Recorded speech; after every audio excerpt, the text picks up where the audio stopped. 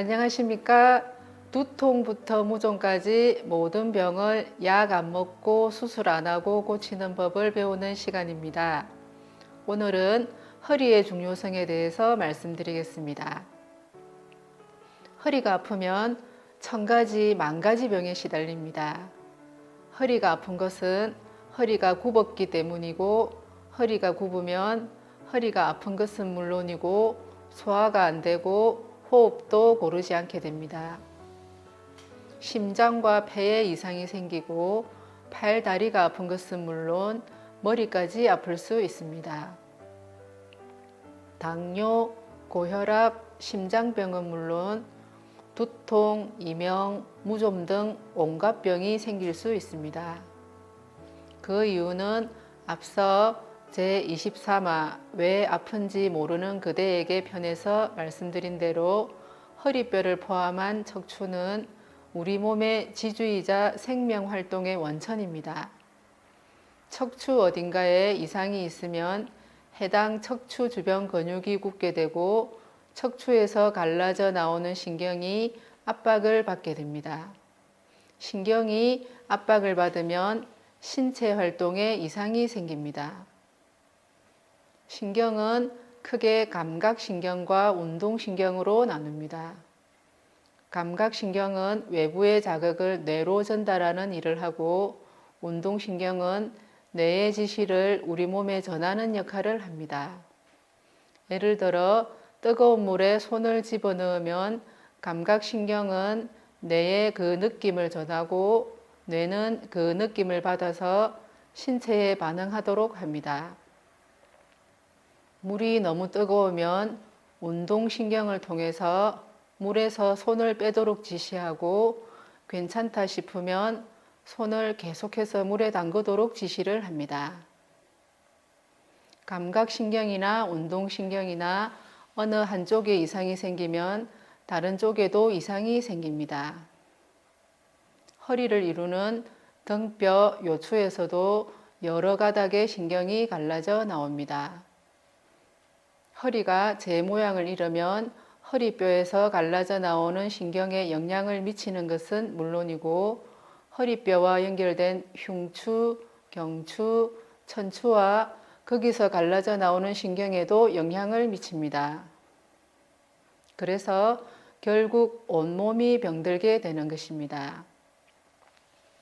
허리가 무너지면 몸 전체가 무너집니다. 그러므로 앉거나 서나 허리를 바로 세우는데 신경을 써야 합니다. 특히 집에 자녀가 있는 분은 본인이 자세를 바르게 하는 것은 물론이고 자녀들의 자세에 관심을 가져야 할 것입니다.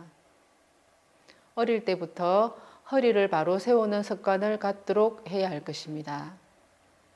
자녀를 둔 많은 분이 아이들의 머리에만 관심을 두는데 머리 건강도 허리와 밀접한 관련이 있음을 알았으면 좋겠습니다.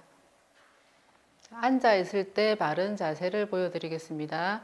보통은 휴대폰을 보거나 책을 볼 때 이런 자세로 많이 봅니다. 그렇게 되면 등은 굽고 어깨는 앞으로 쏠리고 목은 앞으로 굽게 되거든요. 이 자세가 됩니다. 바르게 세우면 이렇게 되죠. 볼 때는 이렇게 세워서 들고 보셔야 됩니다. 자, 옆에서 보여드리면 보통은 이렇게 앉아서 합니다. 등이 굽어 있죠. 목도 굽어 있고 허리도 굽어 있고 이런 식으로 바르게 앉으려면 엉덩이를 뒤쪽으로 당겨서 허리를 세웁니다. 위쪽으로 당겨 올려서 세웁니다. 그렇게 되면 귀, 어깨, 옆구리가 수직으로 일직선이 됩니다. 이 자세. 앞에 컴퓨터를 하시려면 높여서 자판을 두드린다든지 그렇게 하시면 됩니다. 이번에는 서 있을 때 바른 자세 보여드리겠습니다. 보통은 허리에 힘을 빼고 이렇게 많이 서 있거든요. 근데 허리를 위로 세우시면 가슴, 어깨가 펴집니다. 고개도 들리고 이렇게 서게 되는데, 옆에서 보시면 이렇게 수직이 됩니다. 일직선으로. 귀, 어깨, 옆구리, 요 복숭아뼈 이렇게 수직이 되고, 보통은 허리 힘이 빠지면 이렇게 서게 되거든요. 배는 나오고 엉덩이도 처지고 등도 굽고 목도 앞으로 굽게 됩니다.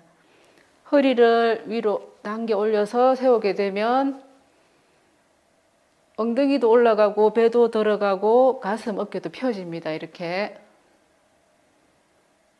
자, 이렇게 서 있을 때는, 앉아 있을 때는 허리에 힘을 줘서 이쪽으로 당겨 올리기 해서 앉거나 서시면 됩니다. 허리에 좋은 운동, 방석 운동을 해보겠습니다. 이 방석은 정확하게 반을 접어서 바닥에 놓고 눕습니다.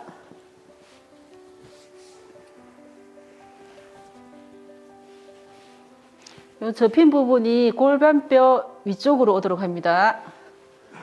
이 상태에서 누워서 팔은 반만세 자세, 몸에 힘을 빼고 숨 쉬는 것은 복식 호흡을 합니다.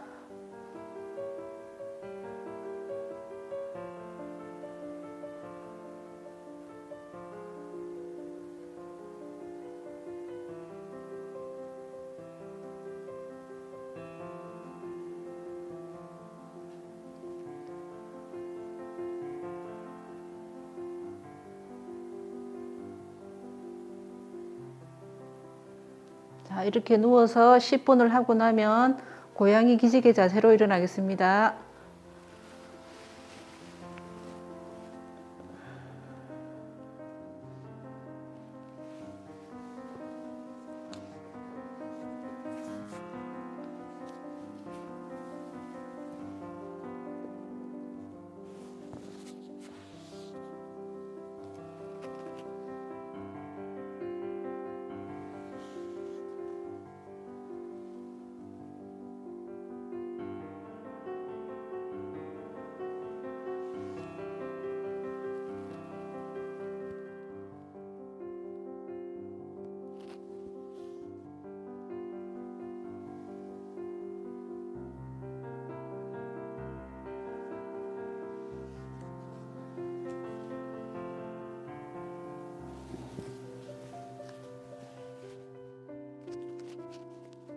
이렇게 방석 운동을 하루에 한두 번 꼭 하십시오.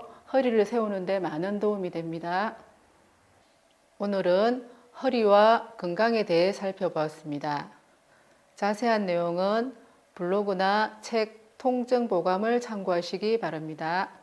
다음 시간에는 구안 와사 틱 장애에 대해서 알아보겠습니다. 시청해 주셔서 고맙습니다.